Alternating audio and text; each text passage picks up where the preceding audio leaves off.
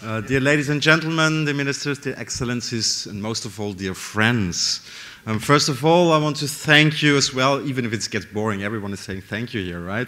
But I want to thank too, especially Johan, for organizing this conference, which is really remarkable. I can't remember, to be honest, that the Austrian Chancellor ever invited to an LGBT conference. So I will tell back home what I experienced here, you can be sure. May I first introduce myself, because I am a member of the Austrian Parliament, and before I was member of the City Council of Vienna, where we now are in the government, which is great, and I did negotiations as well there for LGBT rights. And I was always, wherever I was, the only open gay member in the City Council and in the Parliament.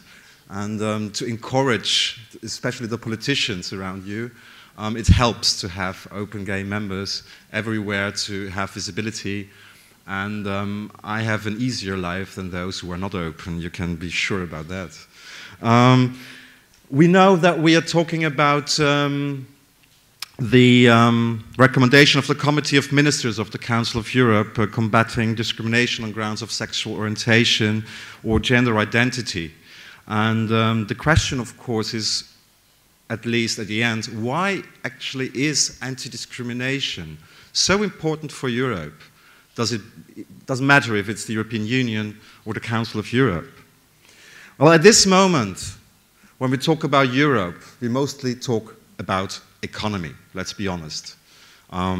We could say fighting against the Euro crisis, for example, right? Even the Montenegrin entry to the Eurovision Song Contest this year is about this issue, as far as I don't know, from Rambo Amadeus. But isn't Europe more than that? Isn't Europe more than economy? Doesn't Europe share traditions? We are as important as economy. The Enlightenment, which happened first in Europe. The fight for democracy, which on the end always won. And we learned from our past, hopefully. We learned about our wars, about fascism, nationalism, destruction of human rights. Europe is, or should be, also about culture, about social standards, and about human rights. And did we learn our lessons? That's the question. Anti-discrimination as a common European idea and a goal is so important because the concept of Europe is unique in human history and in the world. People from different countries with many languages, many religions, many ideas, wonderfully colored, want to work and live together, united. And to embrace this diversity must be a goal of the European Union. Because if we don't treat each other with respect, and if we are not giving everyone the same rights, it means on the end, the end of a European idea. Because it would mean the rejection of diversity.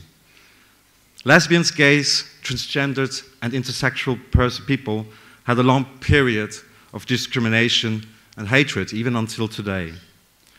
But to fight these forms of discrimination is not only a European question. Of course, it's also a political challenge for everybody. It doesn't matter where or she is working, on the European level, on the local level, or on the national level. I worked on the local level in Vienna. Let me just tell you what we did. Maybe it's a good idea, I don't know. Well, we established an office in 1998, an office against discrimination, who do help gay, lesbian, and transgendered people who have problems. The city of Vienna supports financially counseling centers where not only gay, lesbians, and transgender people do get help, but also the parents of gays, lesbians, and transgender people, or the children with lesbian and gay parents. And we work together with NGOs and various queer groups, be it cultural events, whatever, festivals. Because to cooperate with NGOs is so important for this. It is a key for a successful anti-discrimination policy, because to empower a civil society means to build up one of the key columns of a modern democracy. And on the national level, of course, equal rights are a foundation to fight discrimination, including the same access to partnership laws. In most countries, this is still in discussion. In many countries, this happened. And even in Austria, we do not have the same access that straight people do have. The straight people can marry, gays and lesbians can have a registered partnership. It is much better than having nothing, but it's not equal yet. To meet people with respect and to work with people is a key for a diverse and prosperous governance. And I know that not every politician is so curious about human rights. They're more curious about economy. So let me give you, in the end, an economic reason why fighting against discrimination is so good. There is a sociologist in the United States of America called Richard Florida. And he did a research, which cities, it were only the cities in the US in his first research, which cities do have the most vivid and prosperous economy where young people are creative, can build up new economy, have good ideas, and where there's a lot going on. And by accident, another colleague of him made a research about which cities to have the most prosperous gay communities and which cities to have support by the city councils. And they showed the list, and they found out on the top 10 cities were totally identical. It were the same cities. So, fighting against discrimination is, first of all, a human right. And on the end, it's good for economy. And if I want to be a tourist, like in Montenegro, I'm the first time here, and I think it's not my last time, I already took my maps to hiking and biking here.